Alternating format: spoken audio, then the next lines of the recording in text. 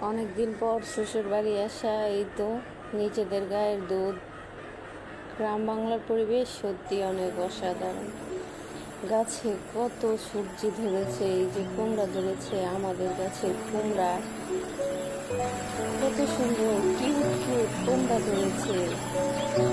এই যে আর একটা দেখতে পাচ্ছি, এটা লাউ গাছ ধরেছে, ফুল এসেছে মাত্র, এখনো ধরেনি। দেখতে কত সুন্দর। একটা ছোট্ট মরিচ গাছে একটা ছোট্ট মরিচ এসেছে। আসলে গ্রামে কোনো কিছুরই অভাব নেই, সব আল্লাহর প্রকৃতি থেকে প্রাপ্ত। আবার মুরগির ডিমও আছে, এই যে হাঁসে কতগুলো ডিম পেরেছে, আমি সব উঠিয়ে নিচ্ছি।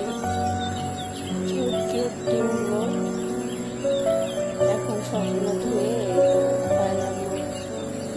Bye bye, tata.